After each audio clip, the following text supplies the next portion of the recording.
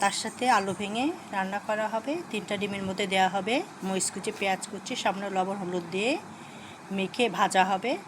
তার সাথে হচ্ছে যে আলু সিদ্ধ করে নিয়েছি, ভেঙে রেখেছি, দেখতে পাচ্ছেন এভাবে ভাঙা হয়েছে। তার সাথে দেওয়া হবে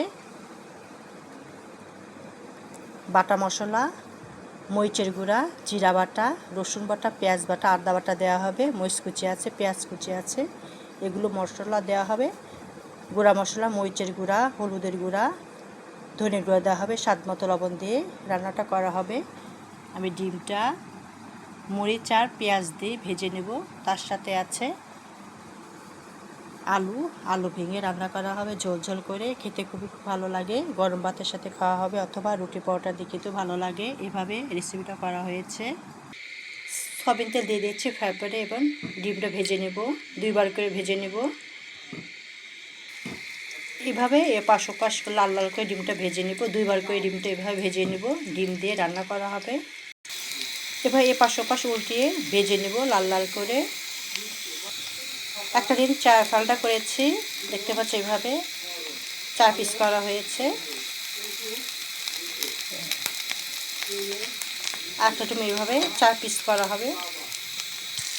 সবেতে দিয়েছি পেঁয়াজ কুচি, 2টা বসায় পেঁয়াজ কুচি দিয়েছি। লাল লাল হলে বাটা বসা গুঁড়া মশলা সবই দিয়ে দিব। এভাবে ভেজে নিতে হবে, ভেজে নিচ্ছি। খেতে কিন্তু খুবই অল্প উপকরণ দিয়ে খেতে কিন্তু খুবই মজাদার। এভাবে আমি বেস্তা করে নিচ্ছি। তারপর একটু লাল লাল হলে বাটা বসা গুঁড়া মশলা সবই দিয়ে দেব। পেঁয়াজের মধ্যে তেজপাতা দিয়ে দিচ্ছি, দিয়ে নাড়াচাড়া করছি। মরিচ বাটা দিয়েছি, জিরা বাটা দিয়েছি, লিটার চামচ 1 চামচ করে দিয়েছি, রসুন বাটা দিয়েছি, তার সাথে আছে আদা বাটা আছে। এবার গুঁড়া মশলা দিয়ে দিব, গুঁড়া বাটা, মরিচের গুঁড়া দিয়েছি লিটার চামচ 1 চামচ, ধনে গুঁড়া লিটার চামচ 1 চামচ দিয়েছি, হলুদ হাফ চামচ দিয়েছি লিটার চামচে, স্বাদ মতো লবণ দিয়েছি। সামান্য পানি দিয়ে কষানো হবে। মশলা যত কষানো যাবে খেতে তত ভালো লাগবে। মশলা একটা কাঁচা গন্ধ দূর হলে খেতে অনেক টেস্টফুল হবে, সুন্দর একটা ফ্লেভার গন্ধ আসবে, খেতে মুখরোচন হবে। সেভাবে সামান্য পানি দিয়ে কষিয়ে নিব। তারপরে আলু ভেঙে রেখেছি সেটা দিয়ে দিব। মশলাটা কষিয়ে নিতে হবে, সামান্য পানি দিয়ে মশলা কষিয়ে নিচ্ছি। তারপর আলু দিয়ে দিব, একটু ঝোল হবে, পানি ঝোল দিয়ে দিব আলুর সাথে। এভাবে কষিয়ে নিচ্ছি। মাঝারি হিটে রেসিপিটা করতে হবে, রান্না করতে হবে মাঝারি হিটে। আমি মাঝারি হিটে রান্নাটা করা হচ্ছে।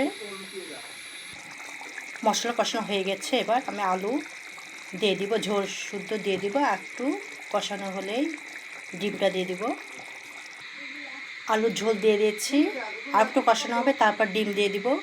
তারপরে গরম মশলা, জিরা ভেজে রেখেছি সেটা দিয়ে দেবো, একটা সুন্দর গন্ধ আসবে, আরও খেতে সুস্বাদু টেস্টফুল হবে। সেভাবে কষানো হবে। কাঁচামরিচ দিয়ে দিয়েছি, সুন্দর একটা ফ্লেভার গন্ধ আসবে। কাঁচামরিচ দিয়ে দিয়েছি। এক এক করে ডিমগুলো দিয়ে দিব। 3টা ডিমে 8 পিস করেছি, দিয়ে দিয়েছি। এখন জিরা আর গরম মশলা দিয়ে দিব। জিরা গরম মশলা দিয়েছি, একটু পানি শুকিয়ে গেলে হয়ে যাবে। গরম মশলা দিচ্ছি, একটু নাড়াচাড়া করে দিচ্ছি, একটু পানি শুকিয়ে গেলে হয়ে যাবে। খেতে খেতে খুবই ভালো লাগে। ডালের বিকল্প আলু ভাঙা করে রান্না করা হচ্ছে, একটু ঝোল ঝোল করে। পেঁয়াজের বেস্তা দিয়ে দিলাম। রান্নাটা কমপ্লিট হয়ে গেছে। খেতে কিন্তু খুবই সুন্দর, পেঁয়াজের বেস্তা একটা গন্ধ আসছে, খেতে কিন্তু খুবই টেস্টফুল। পেঁয়াজের সুন্দর একটা ফ্লেভার গন্ধ আসছে, খেতে খেতে খুবই টেস্টফুল। রেসিপিটা ভালো লাগলে অবশ্যই লাইক কমেন্ট শেয়ার করে দেবে, অন্যকে দেখার সুযোগ করে দেবেন। শুভকামনা রইল। একদম অল্প উপকরণ দিয়ে এত মজাদার একটা রেসিপিটা ভালো লাগলে অবশ্যই লাইক কমেন্ট শেয়ার করে দেবেন। শুভকামনা রইল। একবার এভাবে রান্না করে দেখবেন কতটা সুস্বাদু টেস্টফুল। সামান্য উপকরণ দিয়ে এত মজাদার একটা রান্না করা হয়, পরিবার সবাই মিলে খাওয়া যায়, বেশ খেতে সুস্বাদু টেস্টফুল।